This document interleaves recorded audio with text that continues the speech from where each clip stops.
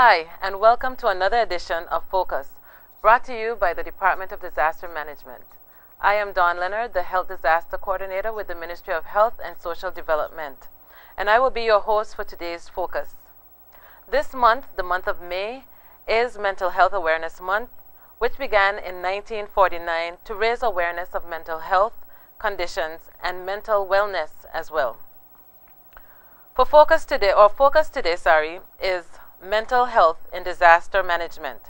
And we're here to talk more about what you can do to safeguard your mental health during a crisis, an emergency, or a disaster, and the services available within the territory to address such.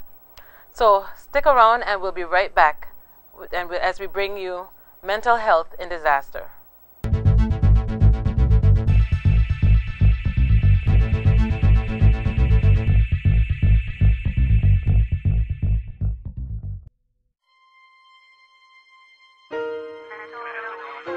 Mental illnesses might be more common than you think. In fact, 1 in 4 people are diagnosed with a mental illness every year. Those who are suffering from mental illnesses can feel misunderstood, rejected, alone. But there is a hope. Friends can play a beneficial role in the recovery process. I am a friend. Are you a friend?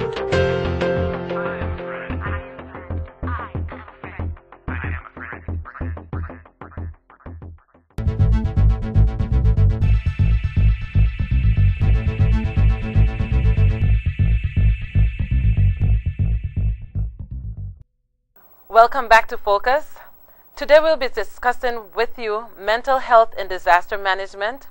And with me today are 2 guests from the Crisis Intervention Team and the Mental Health Department. We have, to my left, Ms. Brenda Foy, a psychologist with mental health, and Ms. NATASHA Julius, a Crisis Intervention Team volunteer. Actually, she's a team leader. That's right. Welcome and thank you for joining us on Focus today. Thank you for having us. You're welcome. Good to be here. Good. Well, I have a few questions I would like to ask you, for you to share with the general public about crisis management within disaster and how the crisis intervention team interacts with the public in the event of a crisis. So I guess a question that I can ask is, what constitutes a crisis? Well, a crisis is anything sudden, overwhelming for an individual. It could be a horrific car accident where deaf persons die. It could be where persons are hurt, really badly and have to be operated on and so on. It could be a natural disaster. It could be someone witnessing a shooting. It could be someone who is a tourist on the island and, so it could be just about it could be anything. Event that any sudden, normally sudden traumatic event. Sudden, right. And it's quite overwhelming for the survivor. Okay. So that brings me now to what is the crisis intervention team, or who are these people? Okay, well, we are a group of volunteers. The crisis intervention team is a group of volunteers who give of their time because in time of a crisis, we can be called out at any time. And so there's this wonderful group of persons within the community. They work at various places within the community as well. And we make up the team.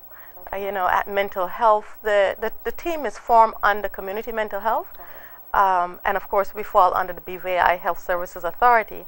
And we have, a coordinator, assistant coordinator, that's me. Dr. Rubain is the coordinator, and she's also the director of community mental health.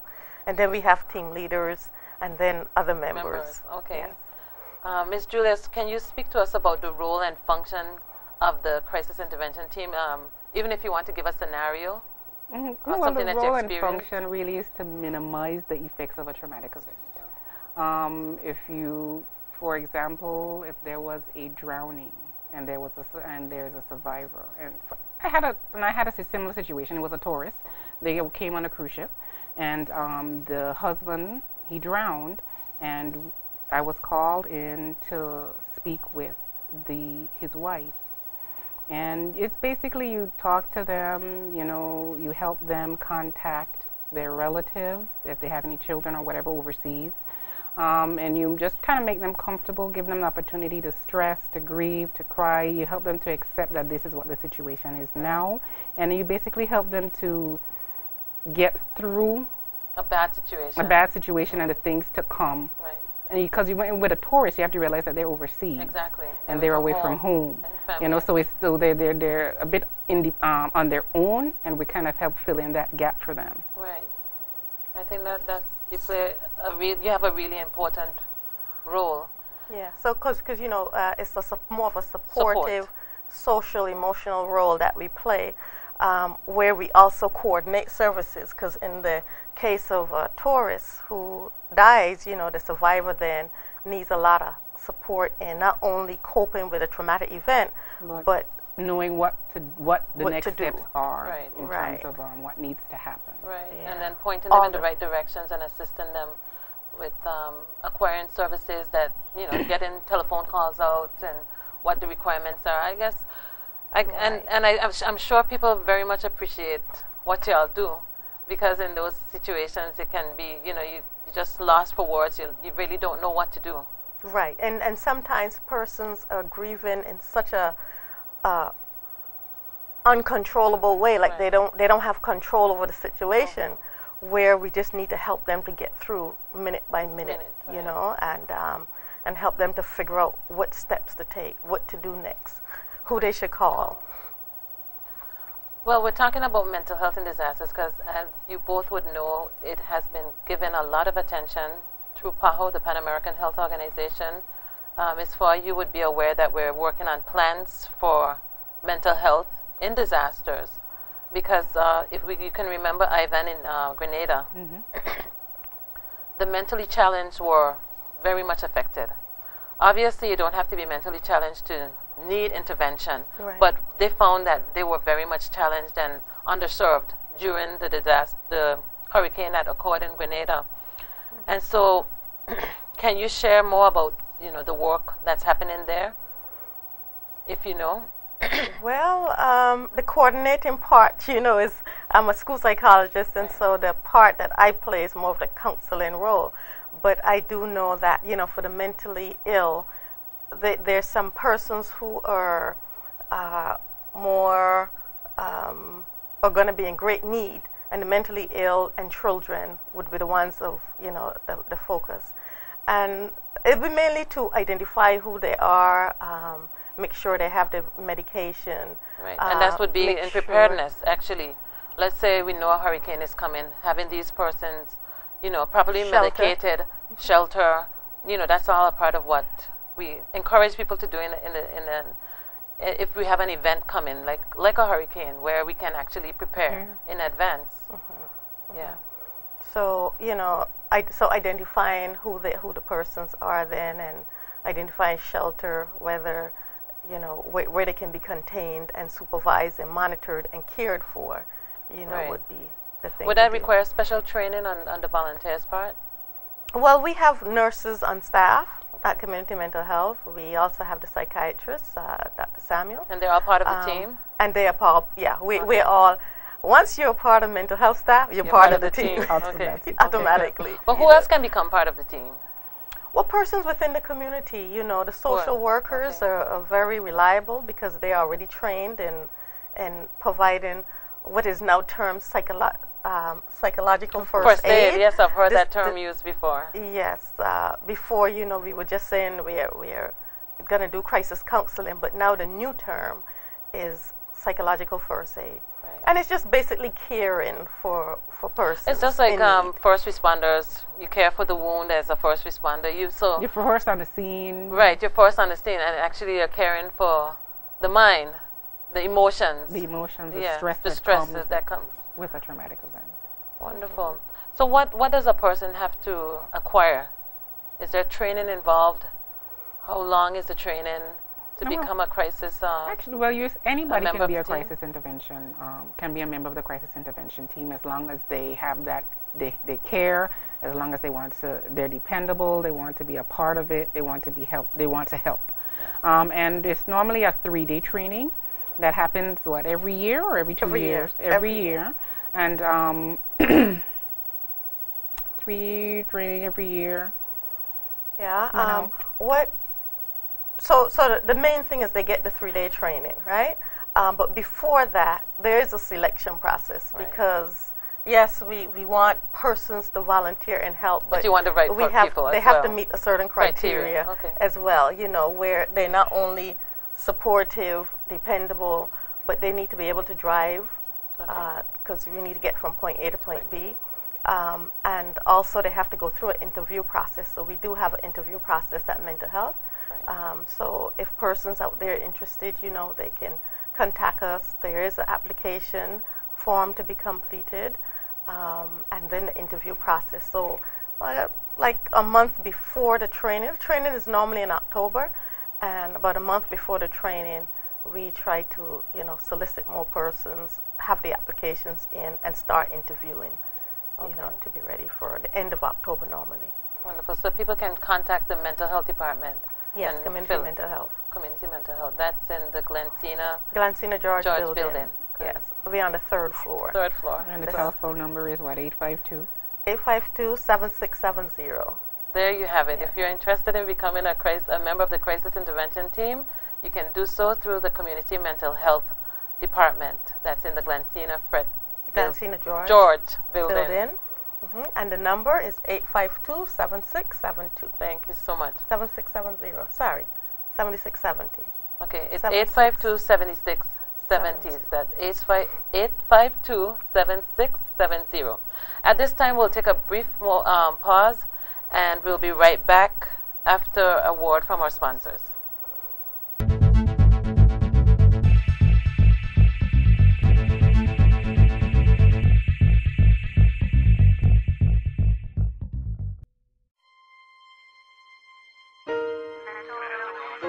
Mental illnesses might be more common than you think. In fact, 1 in 4 people are diagnosed with a mental illness every year. Those who are suffering from mental illnesses can feel misunderstood, rejected, alone. But there is a hope. Friends can play a beneficial role in the recovery process. I am a friend. Are you a friend?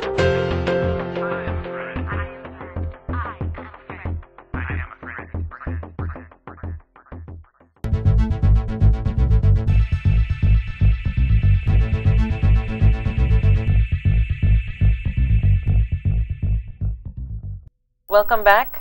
I think before we went to break, we were talking about how you can become a member. So I think people know now how to become a member if they're interested.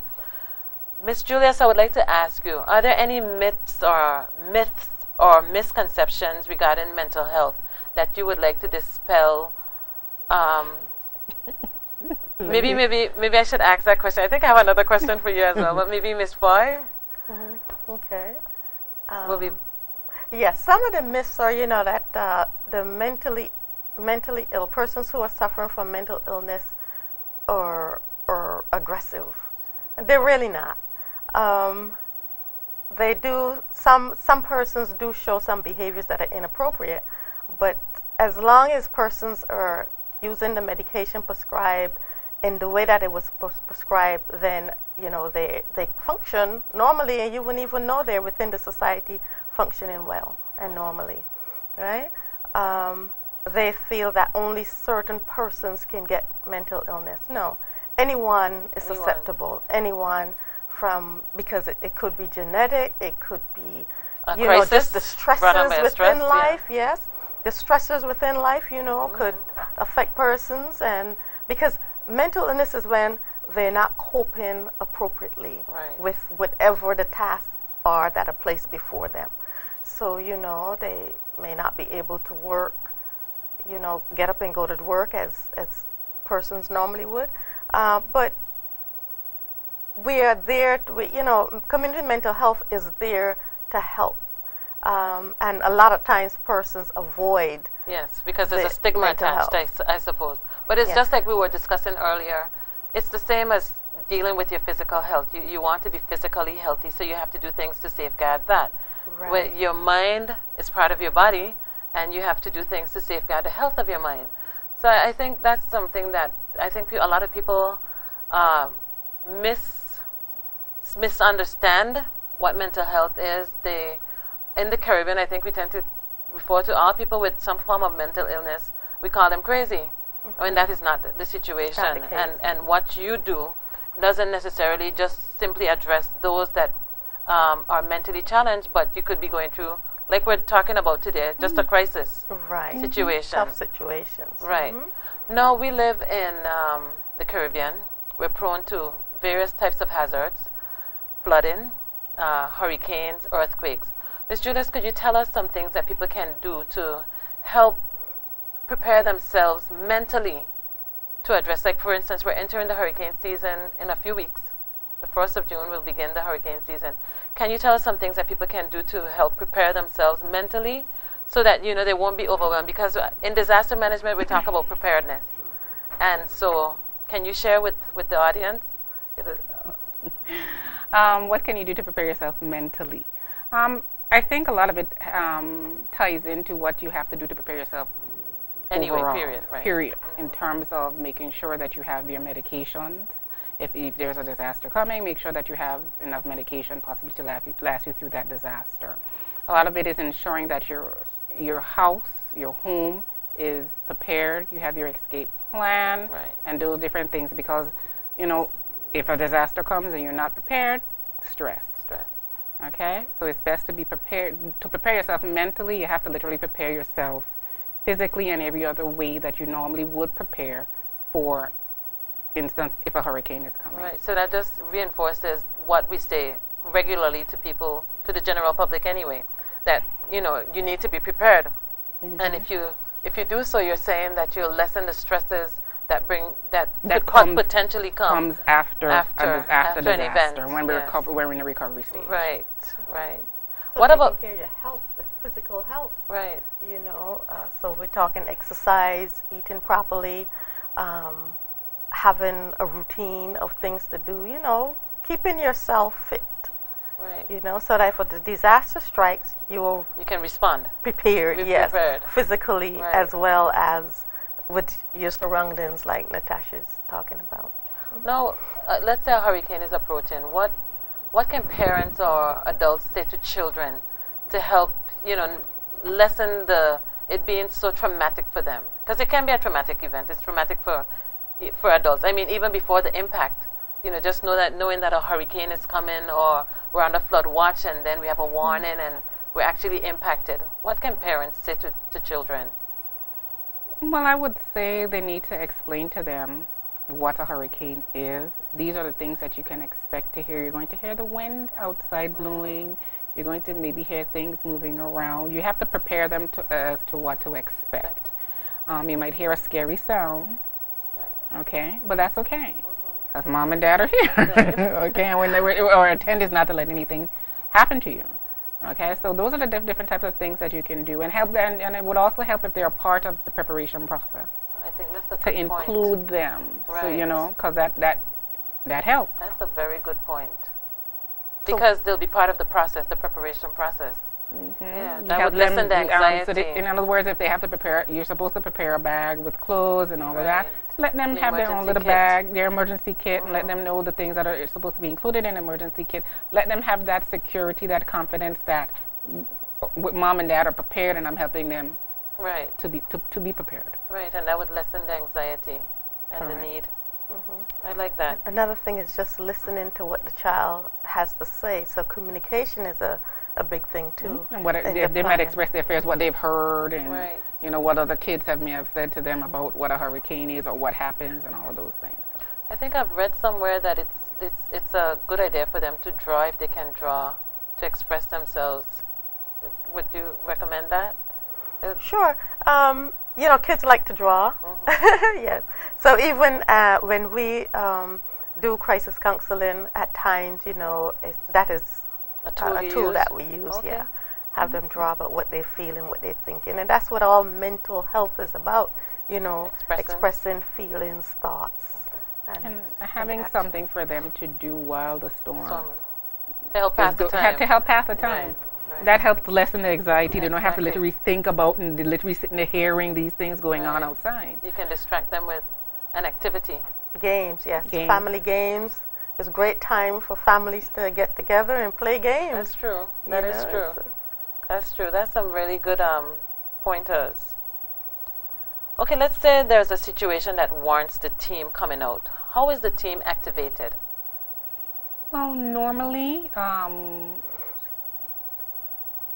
fire and rescue, VISAR, The first responders First will go. responder, the Royal Virgin Islands Police Force will be the ones normally to contact the crisis intervention team leader. Okay. Well, not the And team hospital. leader, the hospital, yes. The coordinator. The The coordinator. coordinator, Dr. Rubain. Well, whoever's on call at the time. Okay. Myself. It's normally me. Yes. I know normally whoever's on have- call at the I- time. I- And that person would then call with a team leader. And we do a rotation basis, actually. Yes. We have a rotation basis. We have 4 teams On with 4 Tortola. team leaders on Tortola. And they normally call the team leader, this is the situation, and ask us to respond. And the coordinator would also call the members of that particular team and also mobilize them. And then we would, and she would give the team leader all the information in terms of what the crisis is, who the person that contacted us, when we get there, who is our first contact there. And then we normally, what we do when we get on site is I kind of like to have the team, everybody there, assembled before we, You do like a debriefing or something? well, just to have everybody there, because it gets difficult if 2 people are there and we start to debrief and those different things, and other persons show up and they kind of don't know, initially what's going on or where to fit in at that point. Okay, so it helps to keep it organized as well, Correct. so you can have an effective response. Okay. I think we've covered most of the bases. Hospital services also can activate us. Okay. And I did say that we have 4 teams on Tortola, but I wanted to also say that we do yes. have, we do cover our sister islands. We have a team in Virgin Gorda. we have 1 or 2 teams in Virgin Gorda. 1 team? 2. Well, 2 teams, but overall 1 team. But two team leaders. They have 2 team leaders. Okay. But they all kind of function as one. One anyway. So the sister islands So are sister islands taking are care So of we it. have we have a Right. team each on all the sister islands. Yeah, there's one in Anegada as well. There's one on Just Van Dyke. So we have the islands covered. Good. And that's important for us to know, because we're so fragmented as a territory because of our geography. And it's important to know that people can feel comfortable to know that, they have these services available to them wherever they are. Well, I think we've covered a lot of ground today, and I think I've learned more, and I'm hoping that the public as well understand better what the crisis intervention team does, who you are, and if they want to become members of the crisis intervention team, what they can do. They can actually call mental health and fill out the application to become a volunteer. Now, volunteering means you don't get paid. That's what it means. That's right. We don't get paid. It's a service, and Service of love. yes, and caring, And because the team, once I call them, they come out and band together, and we do a good job. We get thanks in the end, and so we just care, and we want to share, and what we provide. Yeah. I think it's a valuable service, and as we do more work in mental health, and I'm hoping that through the work that we'll be able to dispel more myths and dispel the stigma attached to mental health, because, like you said, it can affect anybody. It can affect anybody. Because at any point, any given time, exactly. something can happen. And Your overwhelm relative you. can die suddenly. Right, Okay? And you may have difficulty coping. right. Okay, doesn't mean that you're mentally ill. Right. And I think that's where We need to make the differentiation. correct. Right. And because, there's a lot of crime now that's happening. So there's shootings happening, and we're there to support the families if they accept our help. Sometimes we go, and sometimes, persons don't want the help. And And you that's respect okay. that, right, Yes, right. that's okay. We just like for them to know that we are You're there. available. Right? You're there. Exactly. Wonderful. Well, I'd like to thank both of you for being with us today on Focus. And, you know, is there anything else that you would like to say in closing? I know this is Mental Health Month, Awareness Month. Are there any activities or anything that you'd like to share with the public in closing? Yes. In closing, I want to go back a little bit about the team. We do have some supporters, and I want to say a special thank you to CCT Global Communications, who provide the phones for us and the team leaders, and also the phone service, you know, where we can help those who are in crisis, you know, call and make contact to others. So that's a good thing that they do. So CCT is that, and who else? CCT Global Communications. We also get partnered with Right Way. They provide some snacks for us when we have our monthly meetings. We also have Nagico, who provide luncheon for us for Christmas. So we have community we partners. Have community partners. That's wonderful. And, yes, and that is such a privilege. Yes, we appreciate that. It is, and it's important to partner with you know, the private sector in these instances, because you know, the government wouldn't have everything. And so it's important for us to form those partnerships, and I'm happy to hear that you do have partners in the community. Yes, and so for the month of May, and you know, the community really supports us, and we really, there's a long list of persons or companies within the community who support May's Mental Health Month, and also Christmas when we try to do stuff for our clients, because our clients are important to us, you know, at Community Mental Health. But this month, May's Mental Health Month, Saturday, as a matter of fact, we have something called the Amazing Race. Okay. You can tell us a little bit about it. I'll tell you as much as I know and how much I get. But the Amazing Race is for, here again, to kind of dispel the stigma and the myth about community mental health. So we're asking, you know, organizations within the community to come out, send a team of 4 to participate in the race. It's going to be fun and very competitive. Very competitive. I'll say that much.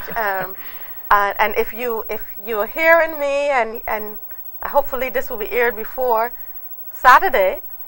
I don't know. Well, anyway, but Saturday though, you know, and the race is on, and we're also having a function in the park, in the Noah Lloyd Park. Noah Lloyd, yes, Positive Action Movement Park, where some activities will be there for the children. So the adults go and they participate in the Amazing Race, very physical and fun, and the children have fun in the park. Buster. Yes, yes. I also am trying to get around to schools to share information with parents on, you know, what to look for, how to help their children to improve their mental health while in school. So I'm doing some educational sessions with parents. I'm trying to get around to the Sister Islands as well. We are doing a lot of tape-ins to air information about community mental health and build awareness. So it's all about building awareness and sharing, you know, what we do, because we want the community to be mentally healthy as well as physical, because everything works together. Of course. Ms. Julius, is there anything you would like to leave? Well, I just want to encourage persons to be a part of the crisis intervention team. I've been a part of it, I think, basically since its inception. That goes to show you. And you're a team leader. How long it's been, and I think I've been a team leader for quite a number of years, actually. So I'm just encouraging everybody to that have an interest to please contact Mental Health about becoming a member. Okay. Well, thank you once again, and I wish you all the success with your programs and activities for the month. Thank you. It was a pleasure being here. Thank you. Although everyone reacts differently to stressful situations, there are many ways and tips to help you and your loved one cope with stress, crisis, and loss. In uncertain times, many of us feel additional stress and tension. As we face emergency events, whether it may be as a result of a hurricane, a flood, or a fire, or even our own personal struggles or losses, we may need additional help coping with this coping from time to time. It's good to know that the crisis intervention team is standing by and willing to assist in those times. I would like to thank you once again for being here with us. And this brings us to the end of another Focus show. Don't forget to tune in to Focus every second and fourth Wednesday on CBN at 9 p.m., every second and fourth Thursday on JTV at 6 p.m., and every second and fourth Saturday on Channel 52 at 7 p.m. You can also view this Focus and every other show on www.bviddm.com. So until next time, remember, it is better to prepare and prevent than repair and repent. Thank you for watching.